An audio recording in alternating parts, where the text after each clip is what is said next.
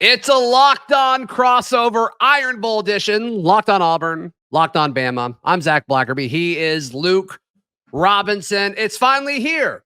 It's Iron Bowl week. Happy Thanksgiving to everyone. And I think, Luke, the biggest thing from the Auburn perspective of this is, boy, we were a lot more excited about this game a week ago than we are now. I think that's kind of where we're at. I think a lot of Auburn fans, myself included, thought Auburn would be riding a 4-game winning streak going into the Iron Bowl, feeling good about ourselves. Hey, we finally righted the ship. Hey, we finally figured it out.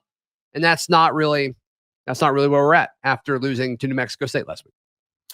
You know, that's something that Jimmy Stein and I talked about in the last podcast. Is it went from feeling like, oh God, it's Iron Bowl week. And look, as an Alabama fan, there's no more angst-filled week of the year.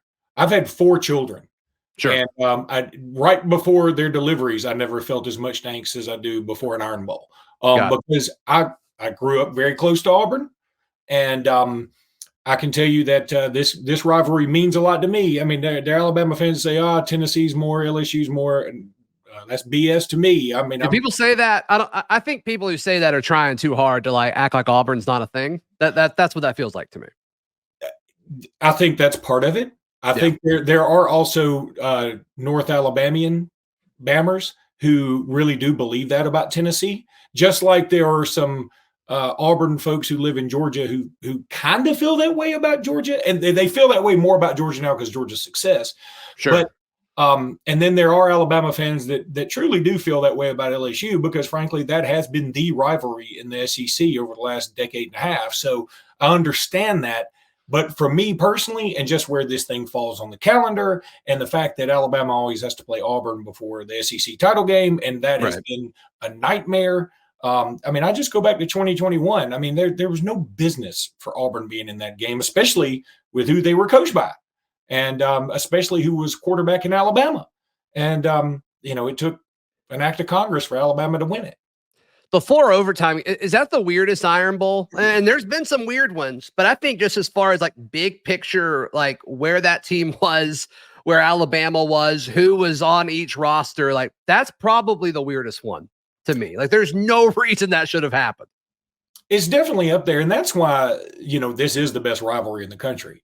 You can talk about Michigan, Ohio State. And I mean, look, it's great. It's great, but they're not in state. They don't have a lot of mixed families and stuff like that. But you think Luke, this is the first Thanksgiving weekend that I haven't spent in Columbus, Ohio in several years. We're staying home this year. It's where my wife's family is from. Good for you. And I sit and watch the game with them because it's usually before the Iron Bowl.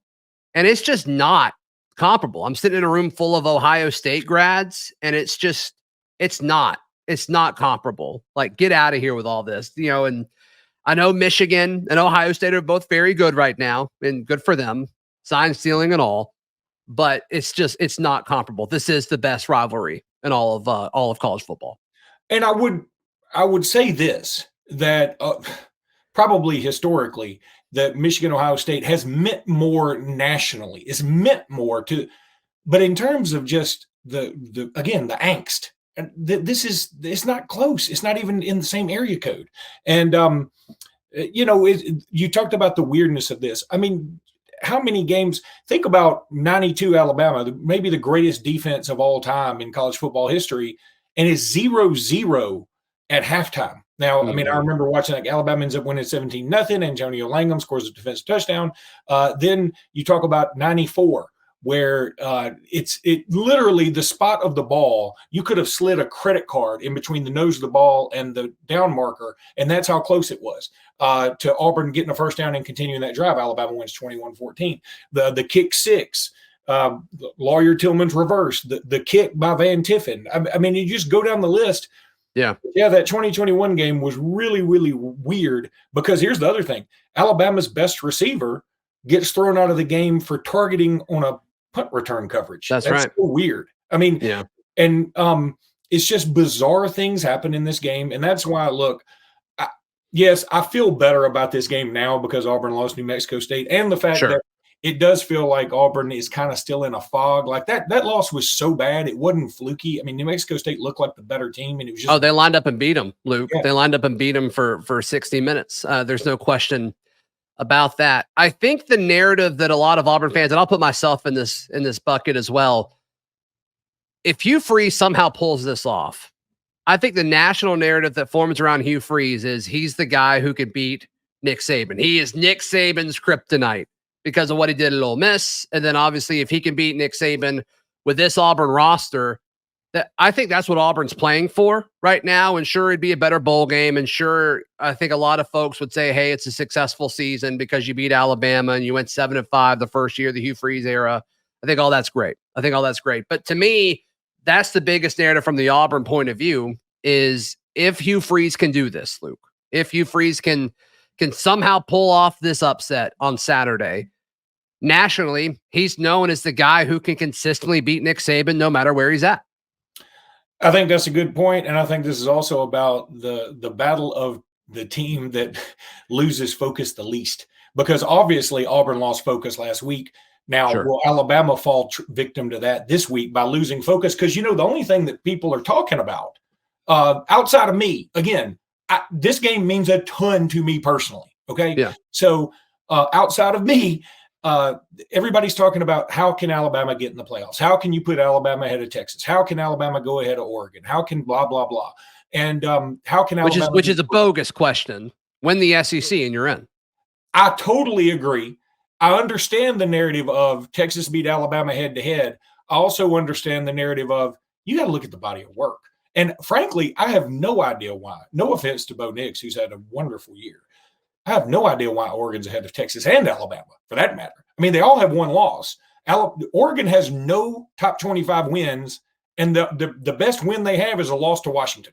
That's kind of sort of weird to me. But my point is, the College Football Playoff Committee loves quality losses. They love it. They do. That's true. Well, Alabama's got one. You would think it means something. And, well, they're top 10. They're top 10 for it. And Texas is being devalued all the time. So anyway, what I'm worried about is Alabama's lack of focus. And here's the other thing. Again, Auburn fans won't like to hear this, but the truth of the matter is they don't like you anyway, Luke. I know they don't, and that's okay. I understand. I'll tell you something. I love Auburn, the community. I love Auburn, the university. They bought a bunch of stuff from our company, which I truly appreciate. Sure. I love the city. I love Tiger Town as much as anybody. Hey, Tiger Town's great. They got a full Opelika, but sure, that's fine. Yeah. Right. You know what I mean. They do have a full moon. That's true. Iceberg, Goldberg. When it comes to this, you're not supposed to like me. That's why it's the greatest rivalry. Yeah. You're not supposed to like me and Jimmy. I mean, I'm throwing Jimmy in because I don't want to be by myself. You're my favorite Bammer. I'll say it. Thank you. I appreciate that. Yeah. I'm worried a little bit about, what I was going to say was, Auburn fans are going to like me for this, but here's the deal. When Alabama and Auburn play in the last 15 years, plus or minus, now, 2013 notwithstanding, 2010 notwithstanding, 2017 notwithstanding, but for the most part, Alabama's playing the next week and usually playing to mean something, like to get into the playoffs.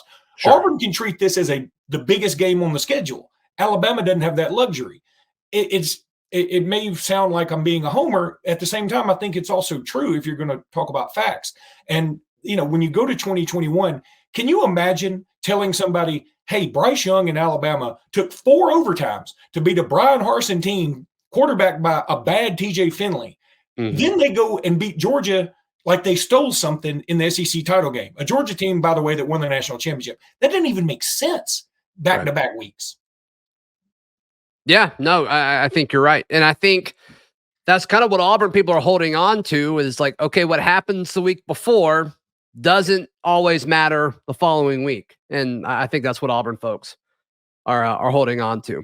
So let's talk about who could be some potential Iron Bowl heroes, some players to watch. That's coming up just a moment right here on this Locked On Iron Bowl edition of Locked On Auburn and Locked On Bama. Luke, today's show is brought to you by our friends at Prize Picks. Prize Picks is the best place to play daily fantasy sports. Do you like to win 25 times your money, Luke Robinson? I love to win 25 times my money. Yeah, and it's so easy with Prize Picks. It's just you against the numbers instead of battling against thousands of other players, including pros and sharks like Luke. You just pick more than or less than 2 to 6 player stat projections. And then you watch the winnings roll in. Luke, what's the biggest thing you've ever won in your life? Oh, the biggest. Oh, I did come in third place in a poker tournament in Vegas one time, and I think I won $6,500. Okay, you can blow that out of the water with Prize Picks. Just go to prizepicks.com/lockedoncollege and use code LockedOnCollege. You get a first deposit match of up to $100. You're already winning before you even play. Or they've got a great mobile app. Just search Prize Picks in your phone's app store. And when you make that first deposit, use code LockedOnCollege. Prize Picks, it's daily fantasy sports made easy. Potential Iron Bowl heroes. There's been a lot of them. Chris Davis is probably my personal favorite Iron Bowl hero. But that's so easy. That's so cliche and lazy. Pick another one. No, it's the 10-year anniversary. I'm just being festive. I know. And y'all are going to milk this 10-year anniversary like it is a bloated cow. I know. And that's why I can't go to the game. I can't go and watch this montage. Like every commercial break is going to be Chris Davis. I get it. Every time as it should be. As it should be. I know. If there's like a 20-second slot, you put the Chris Davis highlight in. 100%. When Will Reichert is kicking for the NCAA record for points scored, y'all are going to put that on the Jumbotron. Hopefully he's kicking that way for y'all and not towards that scoreboard that looks like it belongs at a 3A high school. That's right. Potential Iron Bowl heroes. I think if Auburn's going to pull this off, they've got to make it chaotic. Because if this just lines up and both teams are playing football straight up, there's really only one position matchup that I like Auburn. The rest of them, I think, favor Alabama. And I'm not even super confident in saying I like Auburn's defensive backs over Alabama's wide receivers, but that's the matchup I like the best for Auburn. I think everything else goes in Alabama's favor. So if they're going to pull this off, Luke, Auburn's got to make it ugly, and I think you do that by rushing the passer. And so I'm going to look at McLeod, Jalen McLeod. Can he rush the passer? Can he get to Milroe early and often throughout this game? To me, I think he could be a potential Iron Bowl hero if Auburn were to pull this off. I think that's a good call. I do think it's a good call about the wide receivers against the defensive backs. I like Auburn's defensive backs a lot. Alabama's receivers, I like them. I'm still waiting on one to become the dude. I mean, Jermaine Burton has been certainly a lot better. But I mean, there's nobody in the Jerry Jeudy, Henry Ruggs, Devontae Smith, Jalen Waddle category right now, in my opinion. Probably nobody really all that close. But I keep waiting on an Isaiah Bond. Isaiah Bond's had some nice catches, some nice deep catches, and he's getting there. Yeah. But I need somebody to have their moment. And then, ironically, we've been talking about 2021. Ja'Cory Brooks was one of the heroes of 2021, and we hadn't heard hide nor hair from him. He's been a little injured, been a little banged up, and it just hadn't come together for him this year. But I do like that matchup, and I'll tell you one that scares me a little, even though the offensive line for Alabama has been better of late, a lot better. Yeah, the full season stats don't tell the story, I think, about Alabama's offensive line. Oh, I don't think there's any doubt. And then, they did give up a sack or two against Chattanooga, but they didn't give up any against Kentucky. I would also say against Chattanooga, it was more about, I think Jalen Milroe was like, I'm going to stand in the pocket and try and hit some dudes this time instead of taking off. Mm-hmm. And so I am still worried about, Caden Proctor's gotten a lot better, but he is a true freshman. And like you said, McLeod has certainly been playing very, very well. And, we're still trying to understand if Jalen Milroe can hit that intermediate pass. I would love to see us hit some slants. I think if we can hit some slants, and I think that opens up everything, some quick slants. But yeah, I think the hero needs to be Jalen Milroe. And here's the thing about Milroe to me. He's playing kind of like an Auburn quarterback. And I mean it this way. Alabama is more businesslike. I think we all agree there. Auburn is the more fun school. I've always said when Auburn wins, they have more fun than Alabama fans, because Alabama fans really spend more time talking about what else we could have done to make the score even a wider margin versus enjoying the moment sometimes. Was it always like that? Like early in the Saban era, was it like that? I don't think so, because we had such a hard time. And then we start, just slapping everybody around and we get into that Saban mode of, this is not the end, this is the beginning. And so we never treat it like, hey, let's have a big party, But I think that Jalen Milroe's a little different than some of our more business-like quarterbacks of the past. He is out there having fun, and look, he's got a gazillion-dollar smile. He in the post-game interviews, he's now got this thing where he just goes roll tide in different ways, which is not something we hear a lot from Alabama quarterbacks. Again, Auburn folks do that. They have a lot more, war eagle about them with some of their players. Alabama players are a little bit more about the business. Are you saying our quarterbacks are more handsome, Luke? I don't know about with the better smiles. Although, look, hey, Cam Newton all you want to. He's a good-looking dude, right? Mm-hmm. I mean, you don't hate him, but Jarrett Stidham, beautiful man. Jarrett Stidham is a good-looking dude. Jimmy Stein and I used to do like an Alabama beauty pageant way back in the day, and I think that like y'all competed in it, or y'all were like judges. No, we sort of just stacked up everybody's roster picture, and then we also got one famous Alabama alum that's female. And I say famous and I can't remember any of their names, but they were all pretty big deals. Like one of them was on The Bachelor or something. And so we would have them come and help us judge. And we were trying to be pretty authentic about it. And it was just all about trying to be inclusive as best we could. Well, I respect that. All right. So you got Milroe. I'll give you another one on the offensive side of the ball. If Auburn's going to do this, Jarquez Hunter's got to get going. I think Auburn's offensive line has the ability to do it as far as create running lanes for them. We'll see, but they've got to approach the game, I think, differently in several different ways than what they did against New Mexico State. Jarquez Hunter had 8 carries. That's too low. If they're going to pull this off, they've got to keep the football for long periods of time, and Jarquez Hunter has to create solid run after solid run after solid run. So to me, I think if Auburn's going to pull this off, Jarquez Hunter needs to be an Iron Bowl hero for this. Yeah, I'm with you on that. I would also love to see if you want to talk about on that. By the way, I like Jarquez Hunter a lot. I appreciate the fact that he's another very handsome individual. He is a very handsome individual. I appreciate the fact that he sort of dealt with some controversy in the summer, and he's overcome that. And it took him a little bit of time, obviously, when you don't practice for a little bit, et cetera. But he looked hurt. He looked banged up. He did look a little hurt.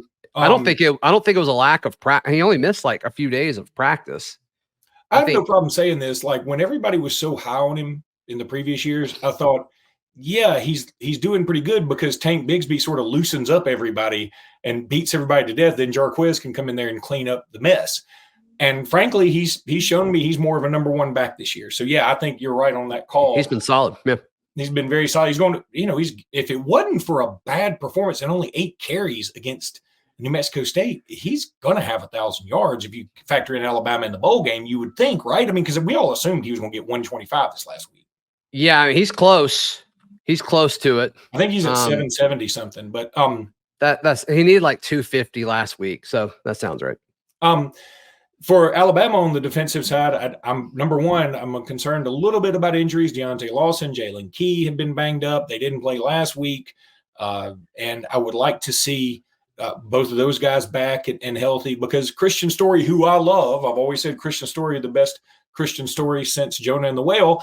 I know, I'm sorry, I had to put that in there. You're looking around. I know, I love it. I love that line. I'm going to use it. How many times have you said that, you think? Several. I've even tweeted it. But wow, anyway. You tweeted it. Wow. How long did it take you to tweet that, Luke? It takes me a while. People know in terms of tech savvy, Jimmy and I are on the bottom rung of the Locked On family. Had no idea. But, Christian Story, while he had an interception last week, while he's had some moments, I mean, he's done some good things. He still doesn't have the experience. You go back to the LSU game. He's the one that gave up the touchdown right before half that allowed LSU to tie it up because he went for an interception versus trying to keep the man in bounds and tackling. Right. But I want to see Jalen Key back out there. And the other thing, I want to make sure Alabama gets a pass rush and they contain Peyton Thornton. Peyton Thornton's a better runner than you think. And Alabama has to contain him because he did break off, a 60-yarder against Georgia? Mm-hmm. Yep.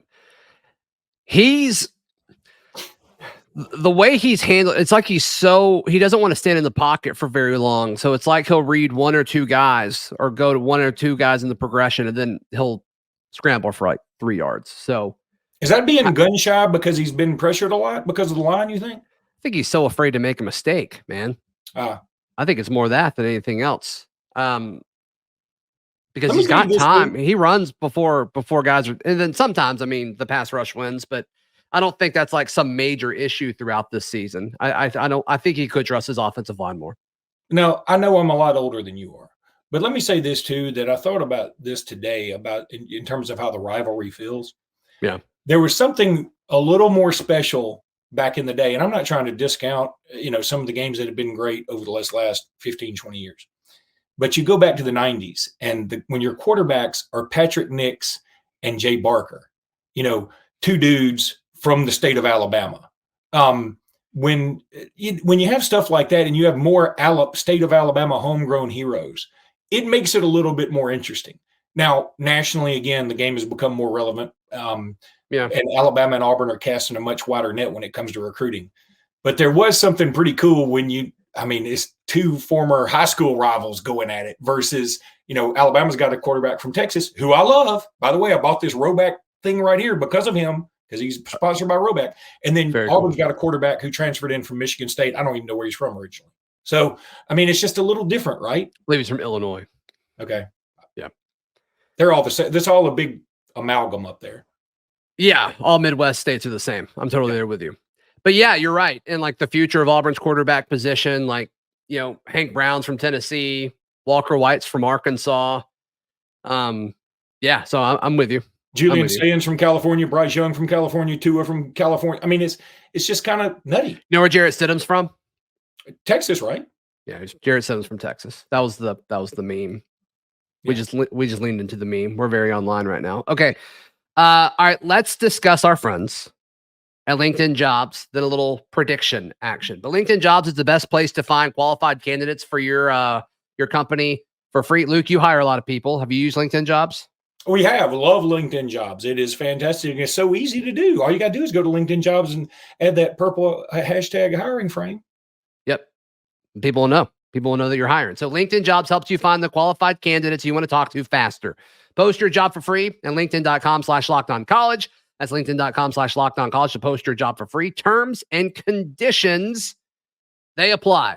Prediction time for the Iron Bowl. Our friends at FanDuel, as we record this, have the line set at 14.5 in Alabama's favor. Luke, I like that line. That's a tough one for me to pick, if I'm being honest, which usually means it's a good line. I think Alabama covers it. That's where I'm leaning. Is Alabama covering the 14.5? Where are you on this? Boy, I wish I were making this prediction later in the week so that I could get more of a sense about where the Auburn community is with the Auburn fan base is with everything, because I think a lot's going to depend on that. Look, one of the Alabama players, I think it was Tyler Booker, said, hey, folks have always told us that Jordan-Hare sometimes gives Auburn players superpowers. And I think Auburn's home field advantage, when it's turned up to 11, is about as much of a home field advantage as anywhere. Yeah. Obviously, there are other times when the home field advantage is the least it can be, like last week or against A&M in 2012, whatever. Sure. But I'm curious, is this going to be turned up to 11 or is this going to be around a 7? If it's not turned up to 11, I like Alabama big. If it is turned up. Yeah, I don't know if it's going to be turned up to 11. I don't know if it's going to be like 2017 or 2019 Iron Bowl, but I do think there's energy. I do think a lot of the Auburn fan base believes that something can happen, but there's a big chunk that are discouraged from what happened a week ago. And there's a lot of folks that are saying, hey, let's focus on basketball right now, or go ahead and focus on early signing day, because I think Auburn's got a ton of momentum with a lot of guys. So I don't know. But if you get into Jordan-Hare Stadium, you're an Auburn fan, and they start playing, the kick six and Rod's call and, all of the pregame videos that they play everywhere, but you're going to get in the zone. I think you're going to get fired up. To me, I think it's that first quarter. If Auburn can handle the first quarter like they did against Georgia earlier in the season, then I think they've got a chance. And I think Jordan-Hare will believe, and I think Auburn will have a chance at home. My biggest fear for this game, and it's kind of what I think is going to happen, is I think Milroe's going to get the ball and they're going to go on a drive and it's going to be 7-0 really, really quick. And then we see, okay, what version of this Auburn offense do we see? Do we see the Auburn offense that popped up on the road at Cal? Do we see the Auburn offense that showed up last week where it's just, what in the world are we doing? Where is this identity? Or are we going to see an Auburn offense that could score at will against Arkansas and Mississippi State and Vanderbilt? I don't know. Luke. This team has been so up and down and so all over the place offensively. If Auburn goes out and has a quick 3 and out and Alabama scores quickly, I think this gets ugly. That's why I want Auburn to start out with the ball. I really do. I think Alabama's strength, even though Jalen Milroe has been fantastic lately, I think their strength still is the defense with Dallas Turner and Malachi Moore and Kool-Aid and yada, yada, yada. And I also think it's going to be really interesting. Let's see who goes out there for punt return for Alabama. That's the other thing I'm looking forward to, because if it's Caleb Downs, hey, look, all Caleb Downs did was return a punt for a touchdown in his second attempt. And Kool-Aid, God bless him, he was like second in the country in punt returns last year. He, for whatever reason, it's not coming together for him this year, and he's still the best cornerback in the country. He's going to go in the top 10 of the NFL draft, but it's just not working punt return wise. Like, every decision is sort of just not going. But Caleb Downs is him. I mean, he's a dude, and he's just got something special about him. So I'd love to see him go back. And Jimmy and I talked about, aren't you kind of scared that you have this true freshman going back there in Jordan-Hare Stadium? It's going to be raucous and bananas. And I said, I would be scared for just about anybody else except Caleb Downs. My score prediction, I think I'm going to go with 35-14. Okay, I'm going to top you. It's funny you pick Alabama to cover, because I'm going to go 28-14. And I think Auburn gets one touchdown in a weird way. I mean, you go back to 2011, they scored 2 touchdowns. Neither one of them was on offense. I feel Auburn does not run a trick play this year. Because I think you have to have confidence in your regular plays to be able to run a trick play, honestly. Maybe. I don't know, dude. But like, if they're going to win on Saturday, I think there's got to be some sort of gimmick. I think there has to be. Could be. It wouldn't shock me. I mean, look, this is one of those throw the kitchen sink out. I know, again, talk about cliche. I think this is one of those, hey, Auburn would much rather win this than win the bowl game. I mean, so treat this like your bowl game. I mean, obviously, dude, in the current state of college football, who even is going to be on the roster for the bowl game? True. I will say this, though, and again, maybe this is just the traditionalist part of me not wanting college football to die as we know it, but I think the bowl game will be as important to Auburn as it will be to anybody, because they need the extra practice, and I think it'll be good for momentum going in. I think most bowl games are just sort of, blasé, but I think for Auburn it's going to mean more than for most. Yeah, I think Hugh Freeze cares. He seems to care about bowl games too. So we'll see if that trickles down to the players. Luke, this is fun every year that we get to do this. Have a great Thanksgiving. What's your favorite Thanksgiving side? Just real quick. Let me say this, and this another reason for your fans to hate me. Thanksgiving is my least favorite holiday of all of them. I'm talking about, it's beneath Arbor Day. It's beneath everything, because there's everything on the table that you eat is brown. First of all, I don't like deli meats and I don't like turkey. So I always try to get somebody to cook a beef tenderloin or, some fillets or something. Which we're having a roast. You should come to our house. I dig that. But then all of the side, you got sweet potato casserole and green bean casserole and, something else brown. Everything's brown. I want something. Give me some color, baby. And, that's just me. Maybe I'm at the wrong house eating Thanksgiving. Well, you can cook whatever you want. I could. And, I'm getting there. The older I get, the more I'm like, maybe I just need Thanksgiving for one. Yeah. Okay. All right. So no Thanksgiving side? No. My favorite Thanksgiving side is usually dessert. Whatever the dessert is. I'm a sweet tooth guy. That's why I'm chunky and getting double chinned. I hate seeing me on this camera, by the way. I'm seeing the extra chins. I think you look great. This has been a special Locked On Iron Bowl edition. I'm Zach Blackerby with Locked On Auburn. He is Luke Robinson with Locked On